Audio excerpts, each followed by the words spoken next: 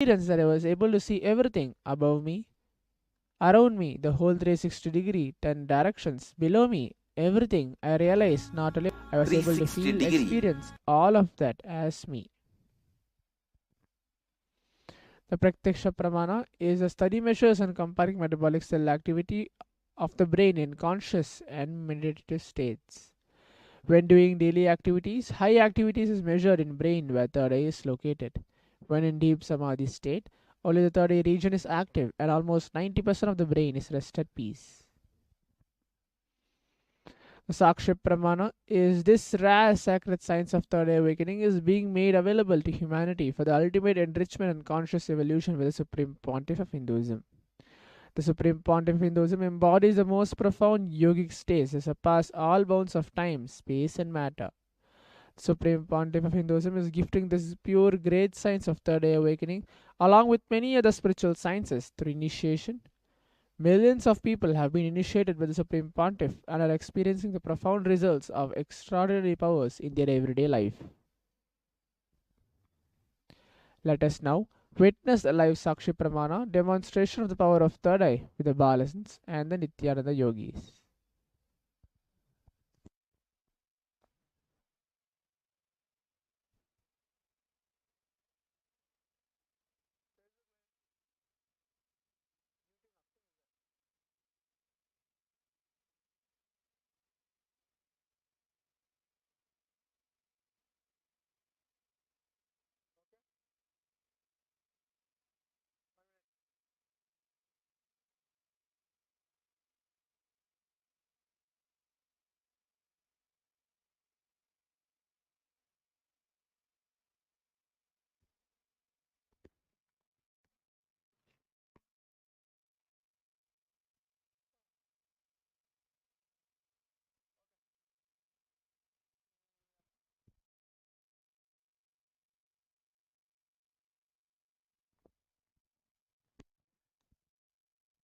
So Nityananda, we are back. Now we are going to be demonstrating the power of third eye, which is reading and seeing with your eyes completely blindfolded.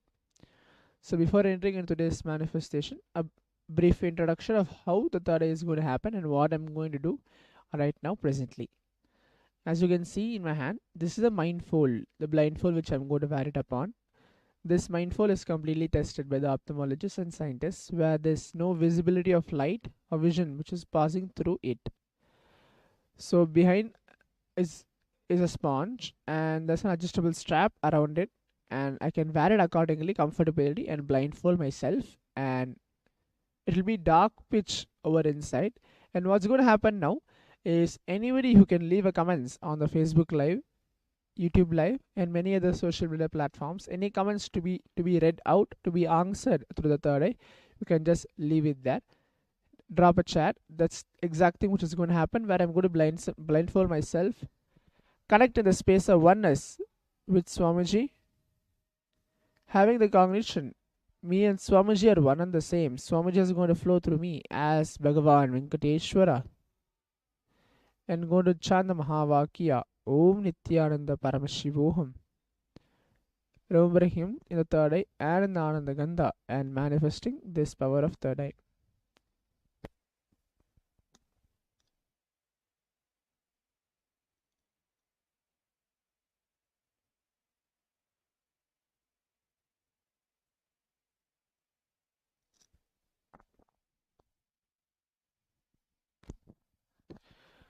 Om Nithyananda Paramashivoham.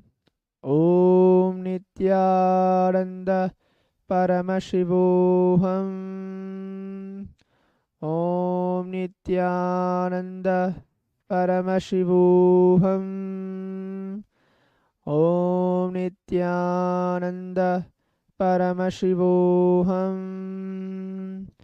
Om Nithyananda Paramashivoham. Om Nithyananda Paramashivoham. Om Nithyananda Paramashivoham.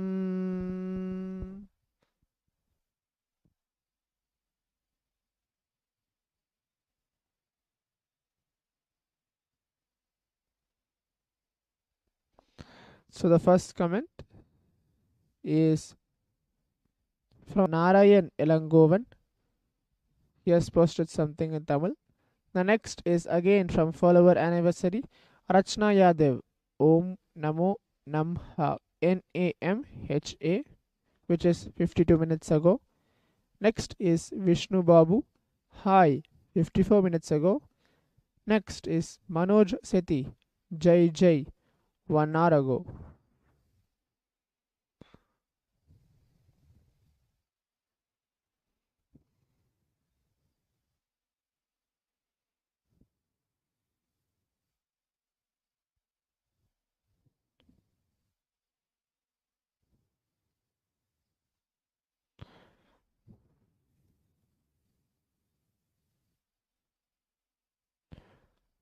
So these are the various different comments which are being projected. Most probably there's 4 comments which I just read out. We can have more comments which are still can be projected. You can leave a chat on the YouTube live or Facebook live.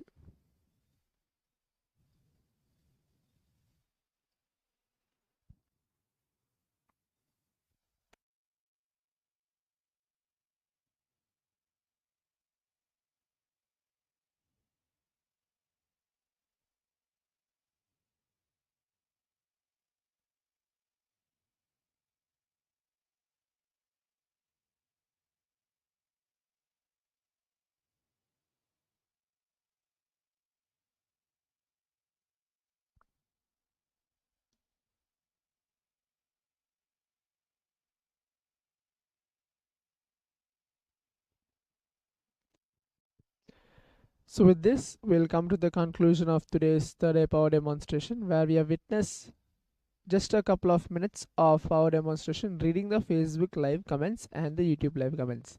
So now let's get ready to the further sessions of today's Bhagavan Venkateshwara's Bhavasamadhi Darshan. Thank you, Nithyanandam. Paramashivoham.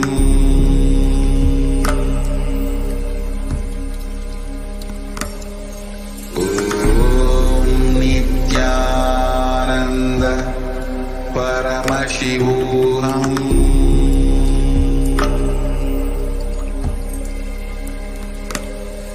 Om Nithyananda Paramashivoham.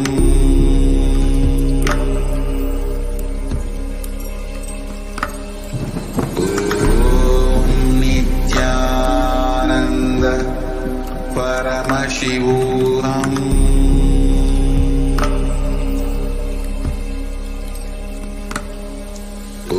Om Nithyananda Paramashivoham. Om Nithyananda Paramashivoham. Paramashivoham.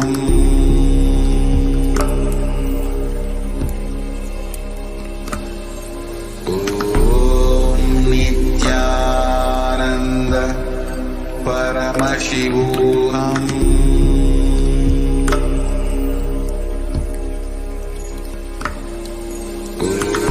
Om Nithyananda Paramashivoham.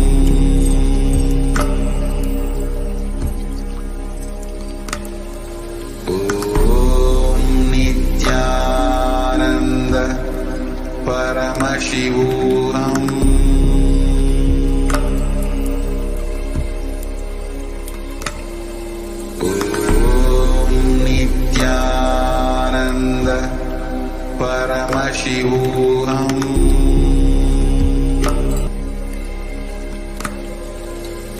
Om Nithyananda Paramashivoham.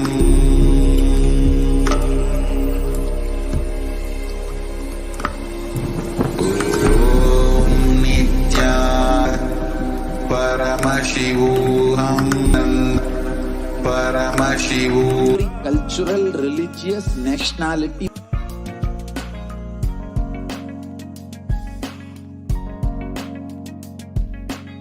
You will have lowest reactionary assumptions, highest awakened response, alive response for life continuously.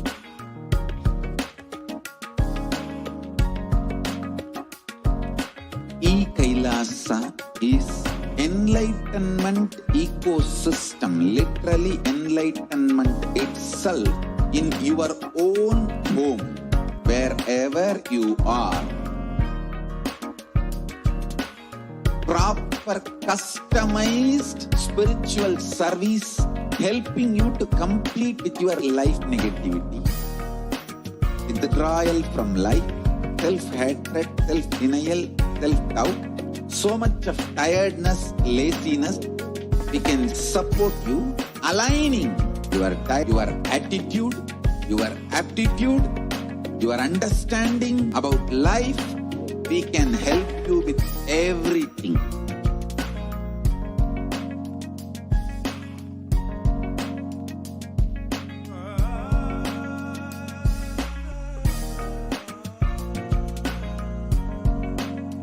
If you are interested in enlightenment, we will immediately bring this to you. If you are not interested, we will explain the whole science, inspire you and make you interested in enlightenment science.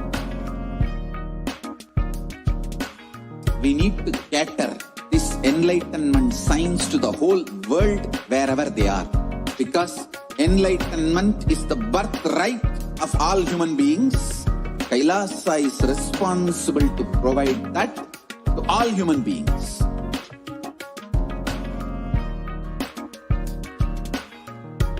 Kailasa is the totality of the knowledge I received from my gurus and practice manifested in my life, perfected by teaching millions of people from all cultures, time zones, backgrounds, genders, nationality, race, from every creed.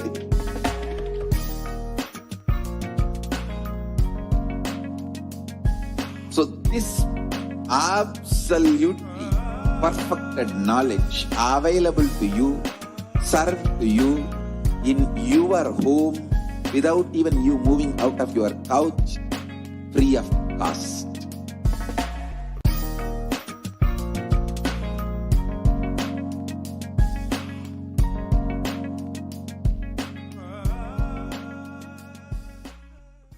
Just be alive for next 3 years. Don't die within next 3 years.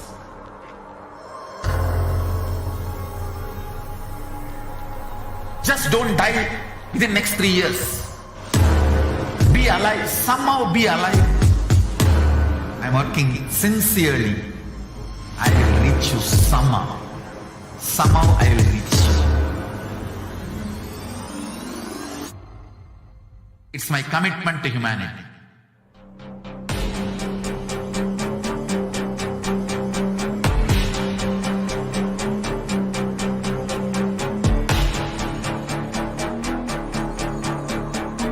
Just don't die within next 3 years.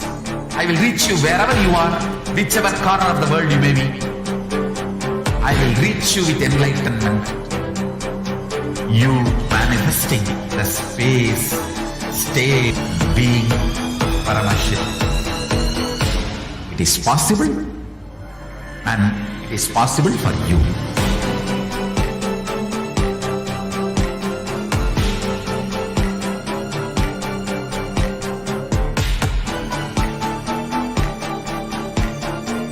Paramashivoham will reach you with enlightenment science. I know he is going to do the job. Just be alive for next 3 years. Nothing else. What I mean by the word E-Kailasa, listen intensely.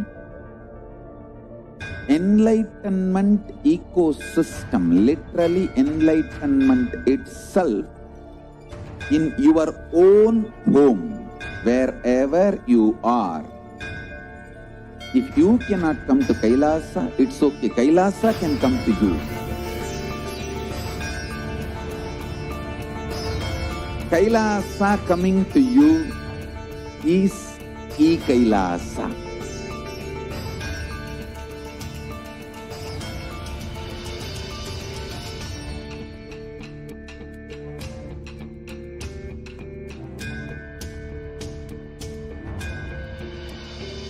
I will revive Hinduism. I am a Hindu revivalist, not by any revolution, but by evolution.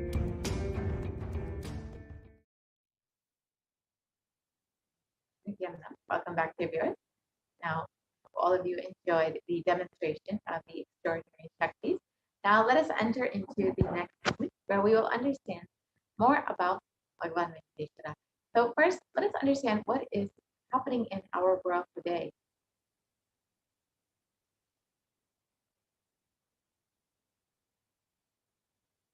And as all of us know, over the last 18 years, growth has been wiped out in the last 2 months over the course of this pandemic.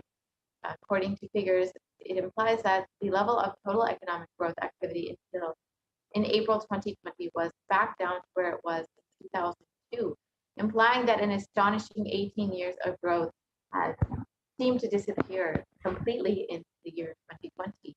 And Kailasa's spiritual solution provides the Hindu solution, and Hindus are still contributing up to 40% of the world GDP.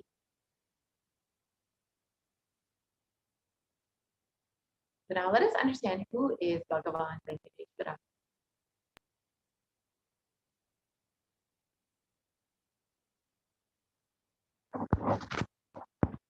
Venkateshwara is one of the most powerful modern day incarnations.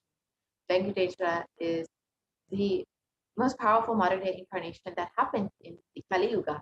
And Mahavishnu came down as Sheshadri and Bhudevi and took birth as Bhavasamadhi, and they got married and stayed in the planet Earth with the body for at least 200 years and created a beautiful kingdom, blessing the devotees with health, wealth, and all auspicious things.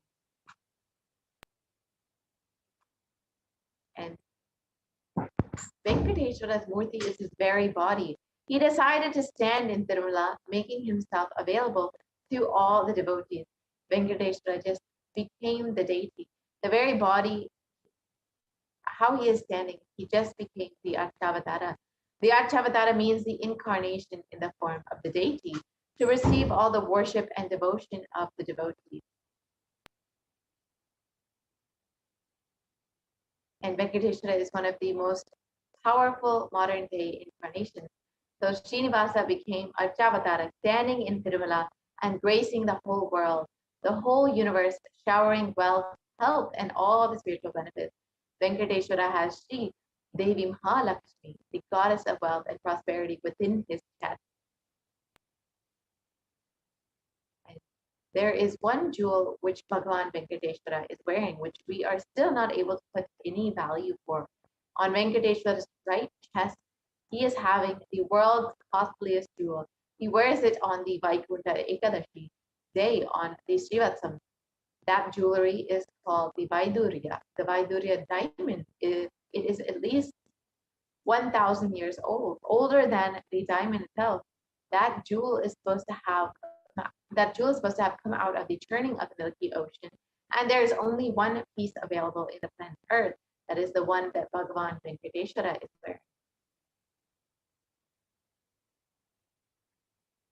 And the power of the energy field of Tirupati is described in a story by Ramanuja, where Ramanuja was a great enlightened master and was staying many days in Tirupati Tirumala with his disciples. One day, Ramanuja was getting ready for the pilgrimage back, he packed his bag and some food and walked all the full way along with his disciples. Evening, they reached downhill and they opened their food for eating. They found a lot of ants in this food, and the disciples started cleaning all these ants. And Ramanuja just stopped them. No, don't do it. He just packed the whole food safely, not leaving even a single ant, and walked back all the way up the hill without having any food. And in the night, all the disciples were wondering, what is happening? After going to the top of the hill, again, Ramanuja opened the food and said, now leave the ants here, because we don't know how many janmas or lifetimes they meditated and did punya, take birth in the presence of Virimala, the energy field of Venkateshwara. We have no right to take them out of this energy field and leave them somewhere else, even when masters become deities. Siddhas come to live around them in their presence. When the deity becomes master, naturally all the higher, all the siddhas, all the higher level beings come to live around them. The Shastra Pramana for Bhagavan Venkateshwara is from the Narayana Suktam, verse 1. And it describes this universe is the eternal being, Narayana, the imperishable, the supreme, the goal, the multi-headed and multi-eyed, omnipresent and omniscient, the resplendent, the source of the light for the whole universe. The Apta Pramana for Bhagavan Venkateshwara is described in the Brahmanda Purana, which also contains the Sri Venkateshwara Sahasranama, the 1008 names of Bhagavan Venkateshwara, which occurs as the conversation between sage Vasishtha and sage Narada, and also Venkateshwara Ashtottara Stotram, the 108 names of Bhagavan Venkateshwara. And the translation of this verse describes in the Krita Yuga, Lord Narasimha, in the Treta Yuga, Lord Sri Rama, and in the Dvapara Yuga, Lord Sri Krishna. In the Kali Yuga, Lord Sri Venkateshwara are called as the Pratiksha Devas, the living deities. And the Atma Pramana, the experience from the life of the Supreme Concept of Hinduism himself, describes how Venkateshwara is his very muscle memory. In the words of the Supreme Concept of Hinduism himself, I have a very strong connection with Venkateshwara. My mother came to know that she was carrying me when she was on a pilgrimage to Venkateshwara temple in Tirupati. She did the Anga Pradakshina, the circumambulation of the temple, by rolling on the floor around it, and after that she vomited. Usually people vomit after the Anga Pradakshina. So they gave her the consecrated food of laddu, and after that, also again she started vomiting. Then the elders saw the pulse and confirmed that she was carrying this. The first sweet I got is Venkateshwara, and I have a strong connection with Venkateshwara, words of the Supreme Concept itself.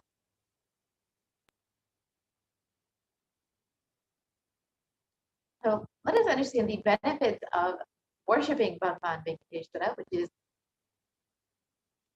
described in the Vishnu Sahasranama Palashruti, verse 6.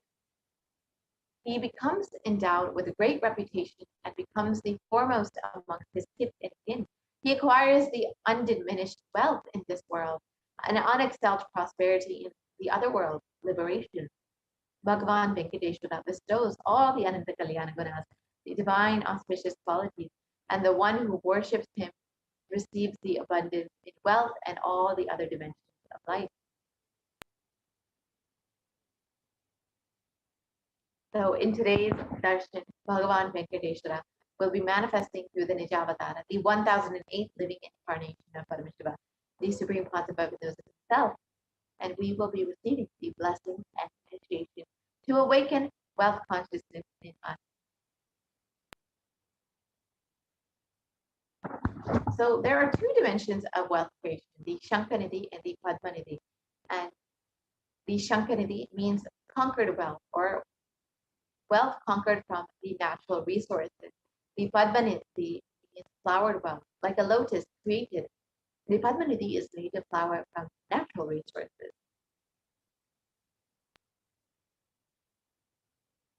And in the Vedic tradition, there are two major gods representing wealth, which is Kubera and Lakshmi.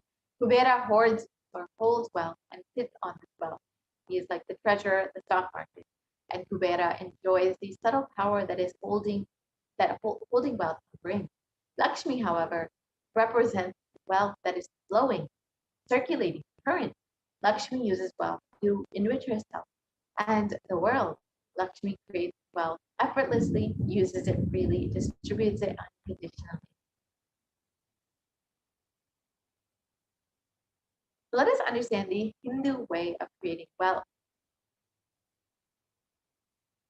So life can be equated to two things. One is the ability to achieve what you want in the inner or outer world. And two is just getting stuck in both the worlds. Only two equations. And everybody wants wealth, but they do not increase the life in them. The level can be equated to the life energy you express.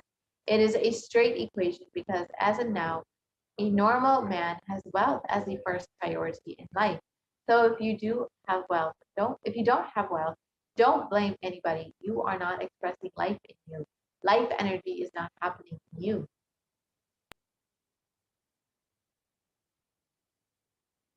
So the creating wealth is an intrinsic part of life. Krishna says very beautifully in the Gita that the universe by its very nature works, works, works. If you have at least the goal of creating wealth, you will be creative. Your energy will be channeled properly. The first priority in life should be for moksha, enlightenment. Till that happens, the second priority can be creating wealth.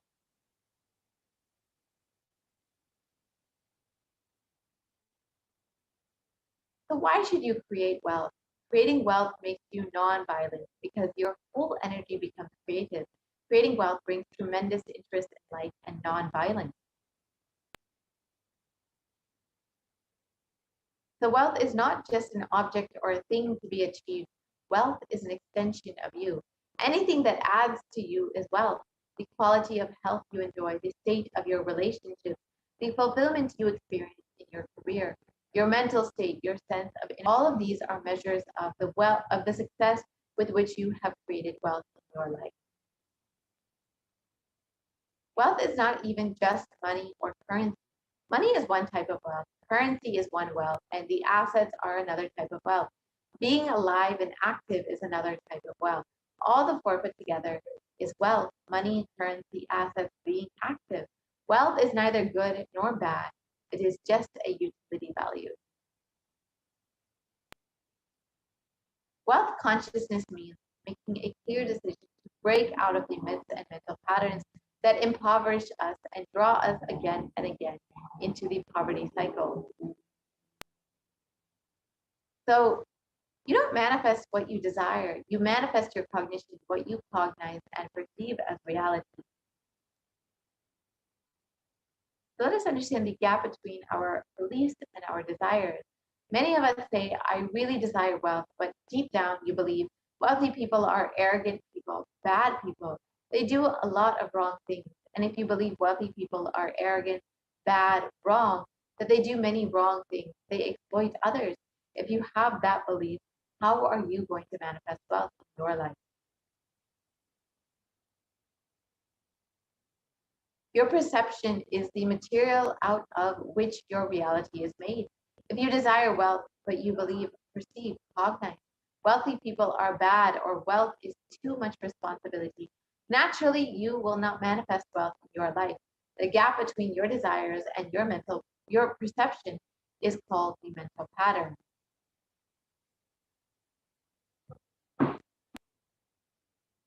So let us now look at all the beliefs that you carry about wealth. So some common beliefs that we carry about wealth is that wealthy people are arrogant or bad people. So you carry deep down resistance of wealth, which leads you to not accumulate wealth. And even if you accumulate wealth, you carry the guilt of wealth. The truth is, however, that arrogance does not come by wealth. Arrogant people will be arrogant whether they have wealth or not. Arrogance means behaving as if you are more important than or know more than other people. We associate wealth to arrogance and create a pattern and start hating wealth as well, the same way that we hate arrogance. Another common belief is that poverty is good. Deep inside of us, we label poverty as good, is a good quality. We feel reverence. How are we going to generate wealth then? Another common belief is that handling wealth is more responsibility. We may feel uncomfortable. Whatever I want, I will not get it. Maybe you came to this conclusion by looking at some wealthy people who did not have any time for themselves.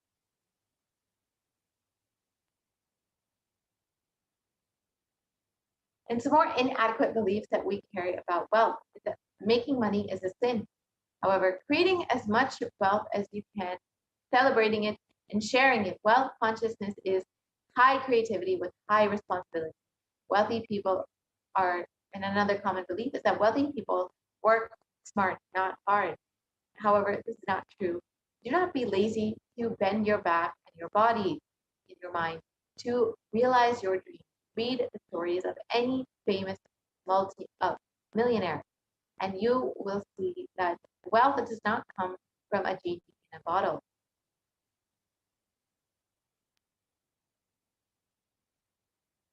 And many people also believe that you have to be worthy of wealth. However, wealth serves those who are wealthy in their very consciousness. Anything that you cognize, you create a certain energy field about your cognition. You attract situations, people, everything around you to manifest, to make that cognition into reality. All you need is will persistence. Your decision, you are not going to give up your intention, is will persistence. Your mental patterns go on affecting you, but you always tell, I am too busy to prepare myself. It's like sitting in a broken car and going on, rotating the handle or pushing and pulling the gears, doing whatever you want. You are not going to move even 1 inch. And even if somebody says to you, why don't you repair your broken car? You're not moving. You tell them, no, I'm too busy to repair. I can't get down now and repair because I'm hurriedly going someplace. This is utter stupidity. You may be desiring to have wealth, but you may not be believing or perceiving and cognizing it as your possibility. The first and foremost important step that we need to do is to create an energy field of attracting wealth. So let us listen to the secrets of attracting wealth as revealed by the three quantum. The first step we need to do, looking back, the gap between your desire and your cognitions, how you started perceiving wealth, money, how you started perceiving. I can tell you a small story. First time,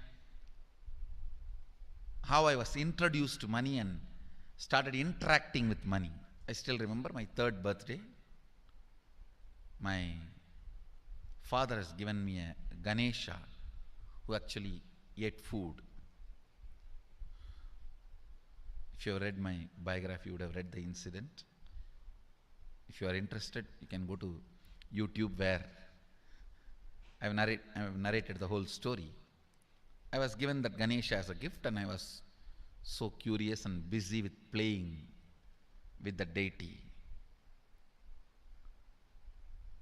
And then in Indian village we have a habit, all the family elders will give coins on the birthday as a gift to the kids. So I was sitting and playing with my Ganesha and all the family elders came. I am supposed to bow down to them. It's a tradition. So I touch their feet and they will give money. A lot of money got collected. Must be some 70, 80 rupees. In those days it's a big money. And for a kid it's a too big money. And it was too much of coins and notes. So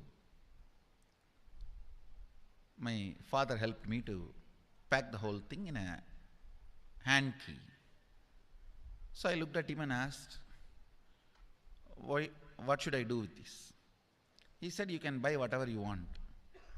I said, I don't need anything. I only wanted this Ganesha. You already gave it to me. I don't need anything. He said, then you can give it to anybody you want. So I just called all my cousins, brothers, everyone was playing. I grew up in a large joint family. 27 of us grew up together. So it's almost like a one school, small school. So all of them are playing.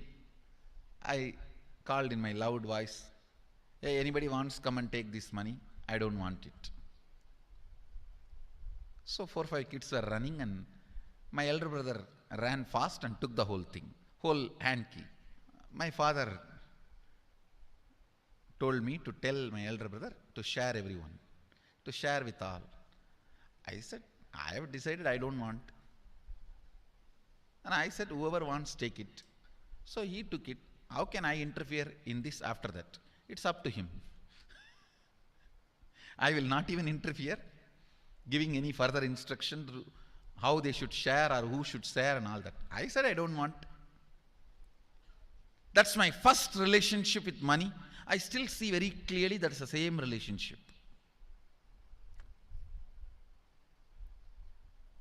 Still, I don't touch money. I don't handle. Never felt the need. Anyhow, I am not saying this should be your pattern or this should be your... I am just giving you an example of how I started relating with. So now dig out how you started relating with money. That was actually my completion with money. I touched first time money only to give dana. Still I am doing the same thing. Still I touch money only to give dana. How you cognized money, wealth, what all your perceptions and beliefs and cognitions about money. Let's dig out. Let's get them out first. The moment you remember money, does it bring tremendous pain, suffering, impossibility, all that in you? What is the emotion or energy it invokes in you?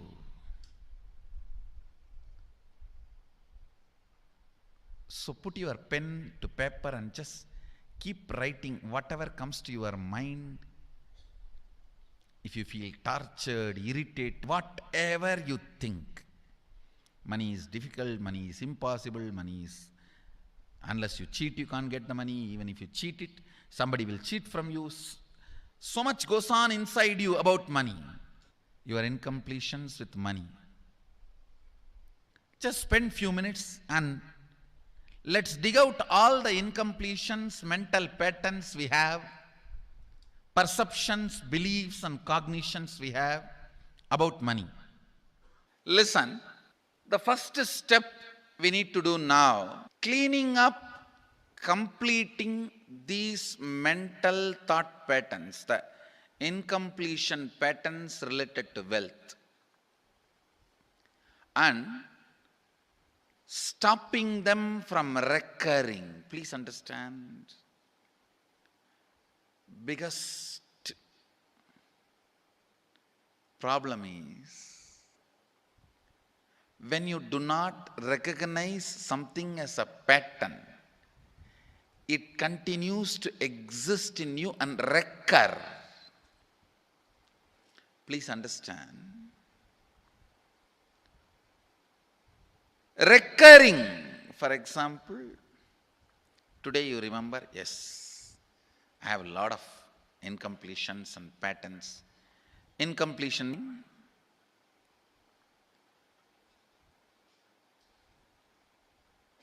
your past sitting in your present, not letting you live your future is incompletion.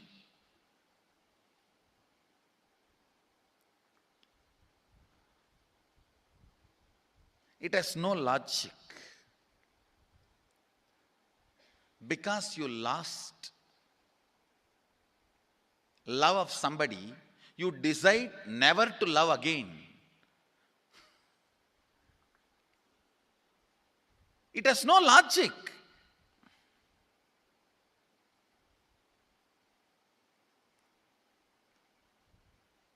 Tons of negative decisions, cognitions you make about life is incompletion. I'll give you one small example. 8-year-old kid is in the classroom. Teacher asks, who is the first Prime Minister of India? The kid jumps on the bench and shouts, Mahatma Gandhi. Naturally, the whole class laughs. Because Mahatma Gandhi is not, neither is Mahatma nor he is first Prime Minister. Okay, that you leave it. When the whole class laughs, she decides never to come in the front, jump up and be active. Even after 50 years, if she becomes a CEO of a company, in the team meeting, she will be telling her ideas to somebody else and somebody else will be presenting. The meeting, she will continue to suffer the decision she made at the age of 8. How many of you see this is happening even in your life in some form? That is what I call incompletion.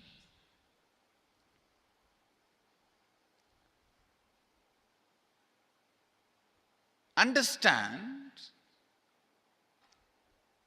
there is a very powerful science by Sadashiva in Agama. Sadashiva is the first Guru, Adi Guru. He explains in Agama, of course, the moment I utter this word, many will have many questions. What? Sadashiva? He was supposed to be God. Was he Guru? He was supposed to be energy. Was he teaching? Let me be very clear. He is the pure consciousness beyond time and space, but he also assumed form within the time and space. The formless came in form many times and taught the great spiritual truths to the world. We should not even use the word was. Is the right word.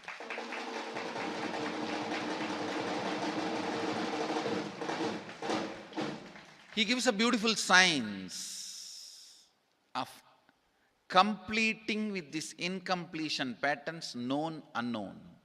Understand, if you know the reason for certain pattern, it is called known pattern. If you don't know, it is unknown pattern. Sometimes you will have a heaviness, suffocation, but you don't even know why. That is unknown pattern. Sometimes you know why you are going through what you are going through. That is known pattern. Known or unknown, you can complete.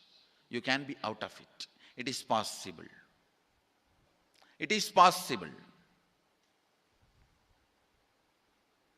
I'll explain this science of completion. Understand, this one technique can help you whether you want to get rid of your head or your whole ignorance and get into enlightenment. Whether you want as simple as healing your headache or as complicated as enlightenment. Anything, this one technique can give you. This one technique, it is a complete end-to-end, alpha to omega.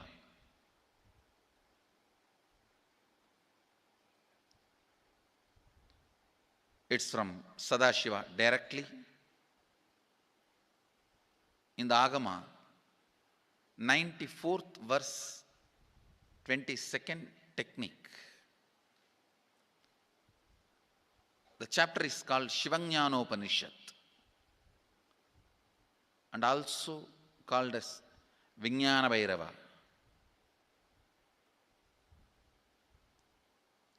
Chittatyanta kritirnasti mamantar bhavayet iti vigalpanam abhavena vigalpair uchito bhavet.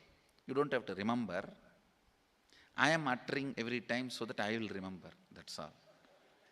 No, it is just to keep the purity of the teaching. I want all of you to know, whatever I am sharing with you is my personal enlightenment experience, which is in tune with the earlier master's experience.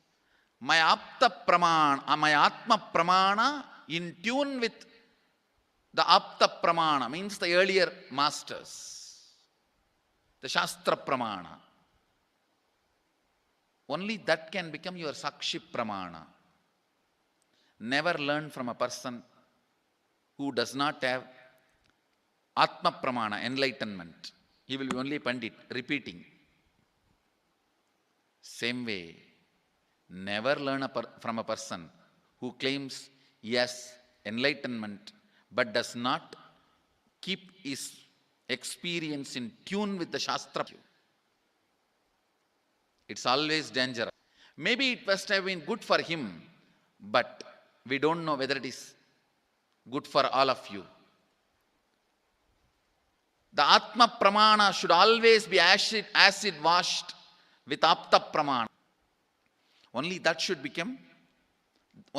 can become Sakshi Pramana, experiential reality for you.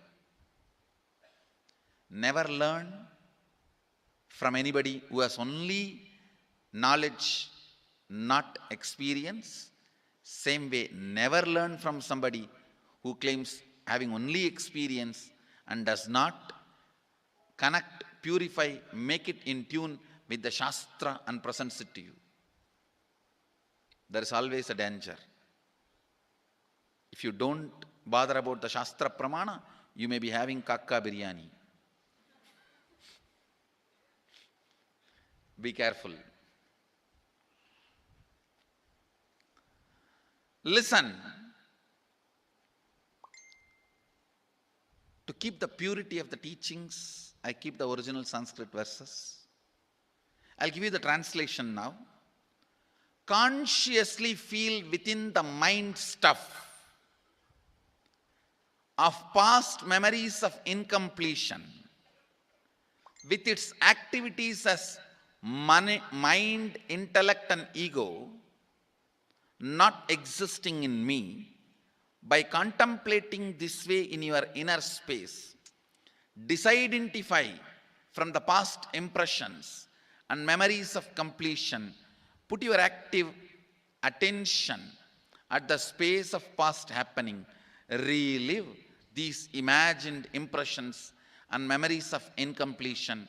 Then the mind stop having fully ceased from its present characteristics of forming thought patterns and cognitions is complete. Thus you become complete and achieve the original space of complete completion. Listen. Now I will explain. I have read out the translation. I will explain what to do.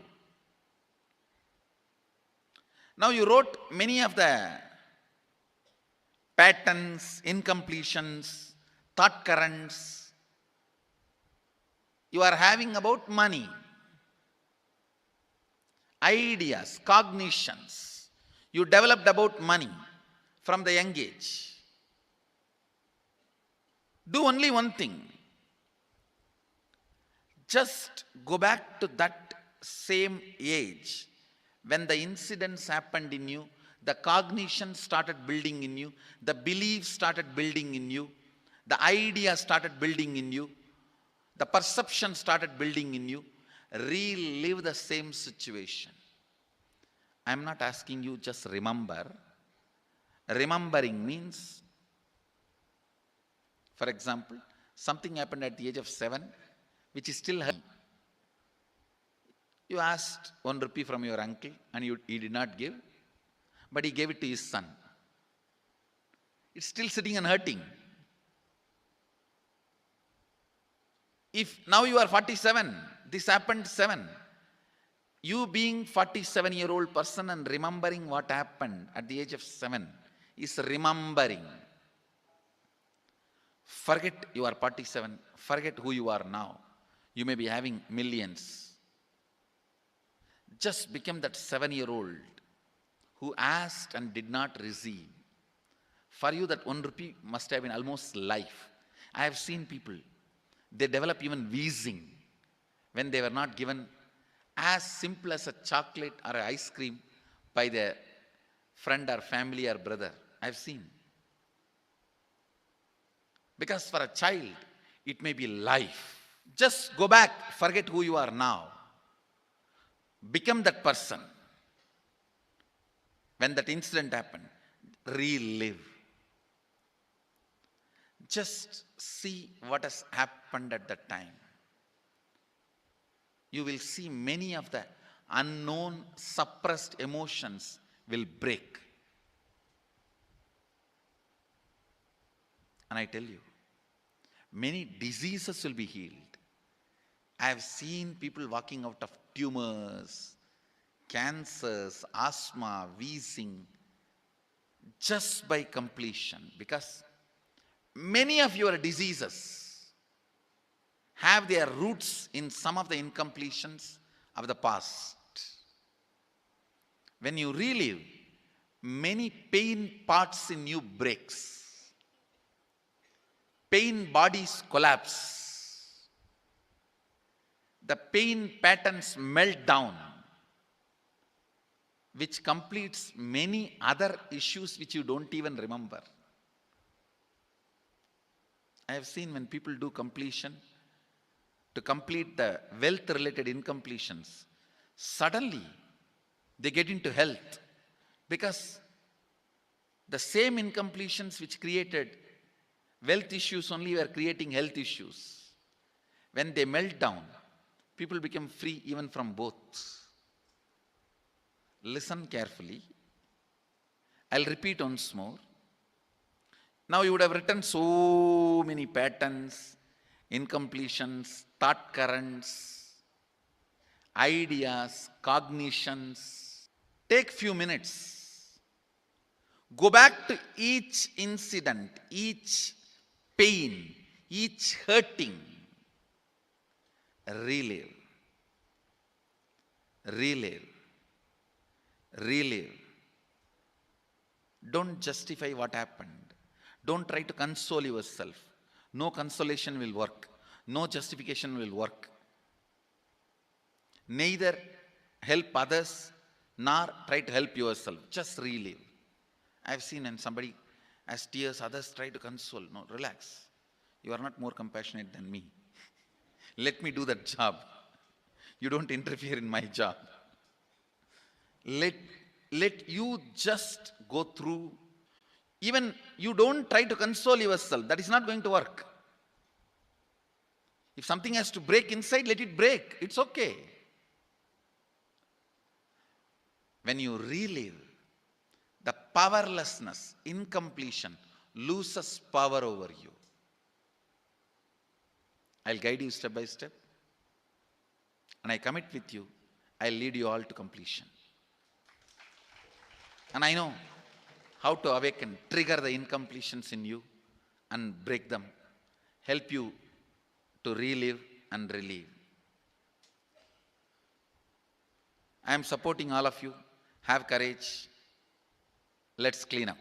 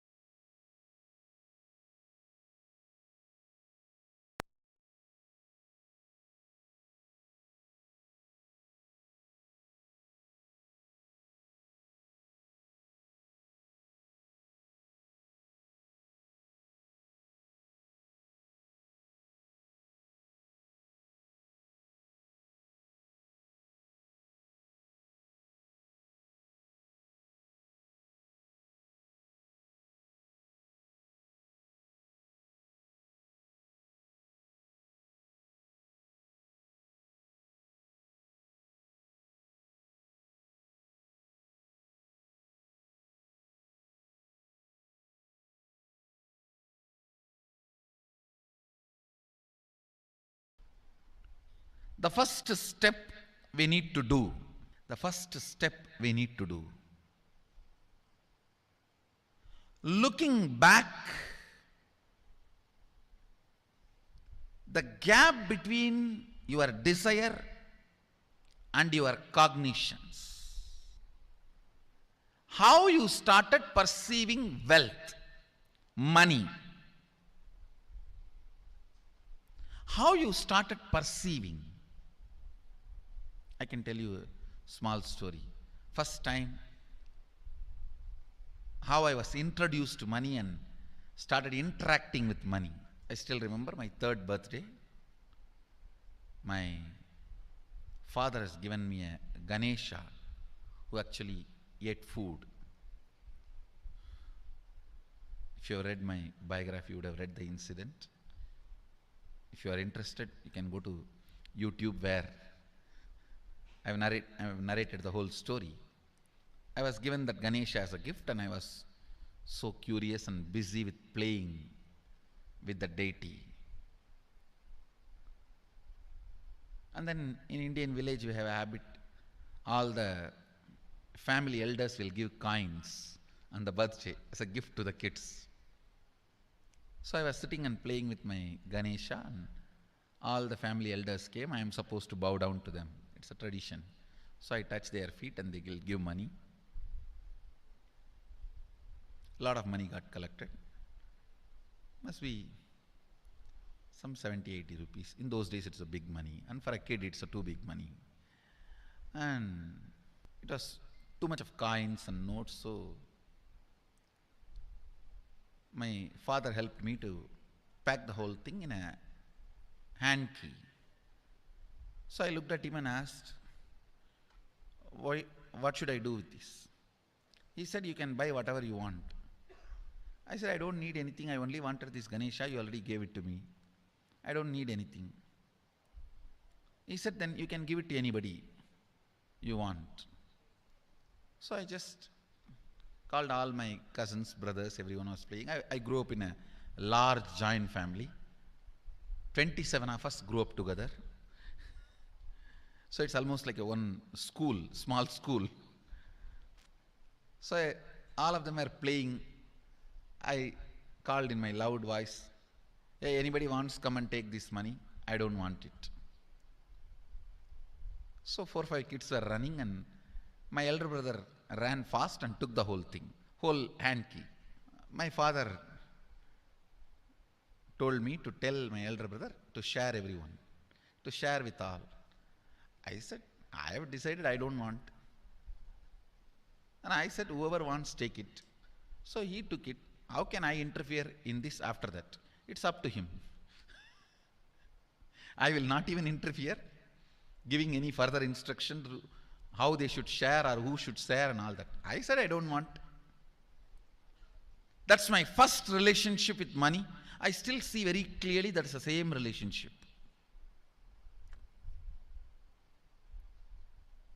Still, I don't touch money. I don't handle.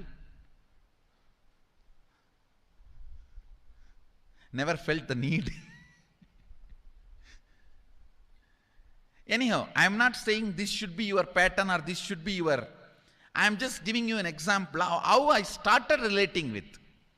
So now dig out how you started relating with money. That was actually my completion with money. I touched first time money only to give dana. Still I am doing the same thing. Still I touch money only to give dana. How you cognized money, wealth, what all your perceptions and beliefs and cognitions about money. Let's dig out. Let's get them out first. The moment you remember money,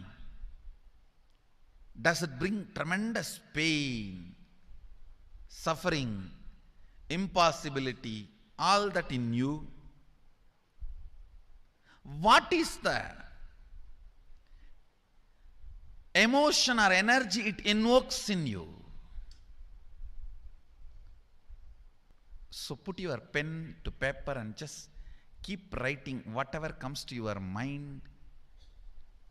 If you feel tortured, irritated, the moment you think of money, whatever you think, money is difficult, money is impossible, money is, unless you cheat, you can't get the money. Even if you cheat it, somebody will cheat from you.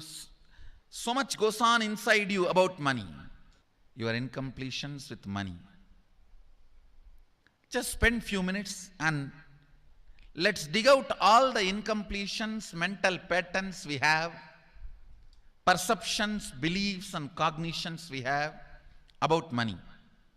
Listen, the first step we need to do now, cleaning up, completing these mental thought patterns, the incompletion patterns related to wealth, and stopping them from recurring. Please understand. Biggest problem is when you do not recognize something as a pattern, it continues to exist in you and recur. Please understand. Recurring, for example, today you remember, yes, I have a lot of incompletions and patterns. Incompletion means, let me define.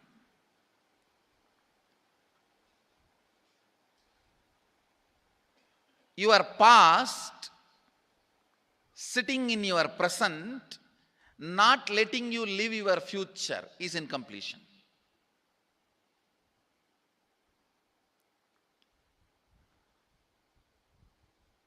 It has no logic. Because you lost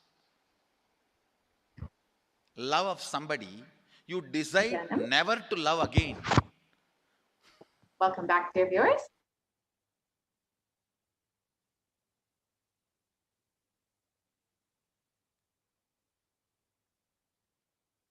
So now let us understand the science of creating a magnetic field now that we've understood the secrets of wealth manifestation. The first step is to clean up the incompletions and patterns that you carry about wealth and to create a right space of powerful magnetic energy center inside of you to attract wealth, situations, and people that support you to create wealth like the magnetic energy center for manifesting wealth the way that you want.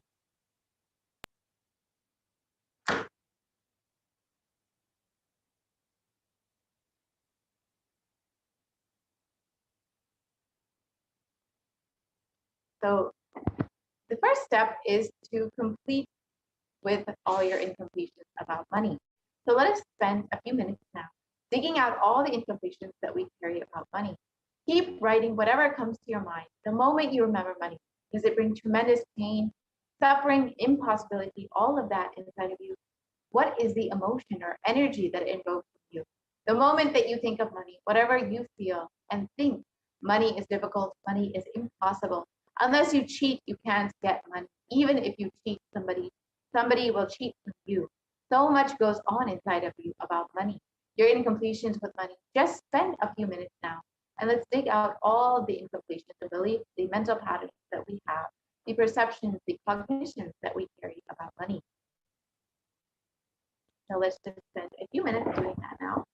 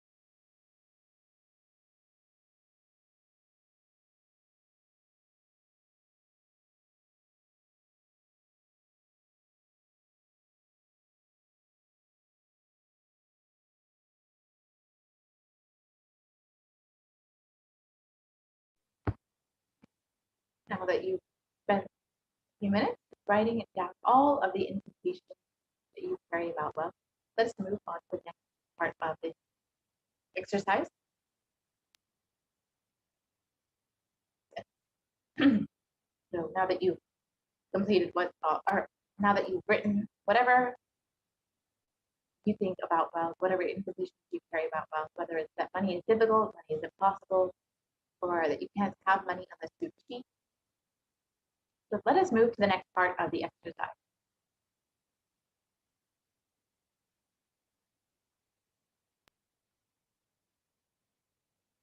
So for each belief or cognition, it starts from a particular incident. Identify those incidents when the wrong or incomplete beliefs about wealth started forming inside of you. Relive and relieve each of those incidents. Complete with those incompletions.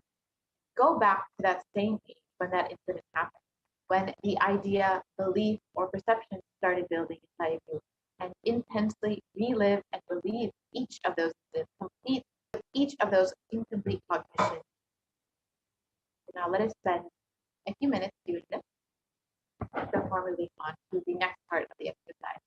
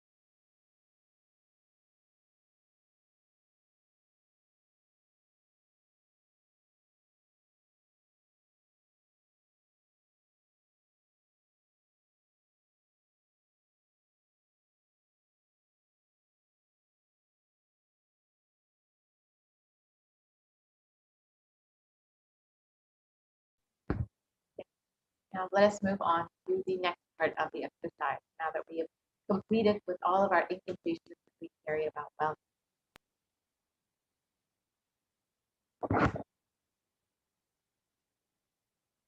So now let us go through the wealth manifestation exercise. Let's clearly write down what is your intention? What is it that you want to manifest in the next 3 months in the dimension of wealth? Whatever you think as wealth, you may be thinking that more than money, currency as your wealth, a person may be a wealth for you. For situations, may be wealth for your life.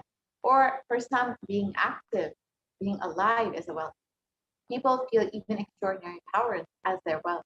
Whatever you consider as your wealth, whatever you want to manifest, attract in the next 3 months. Please pen those down now. So write clearly, exactly, precisely what it is that you want to manifest within the next 3 months. Let's spend just a few minutes doing that. So we can go back to the previous slide, please. So we can just spend a few minutes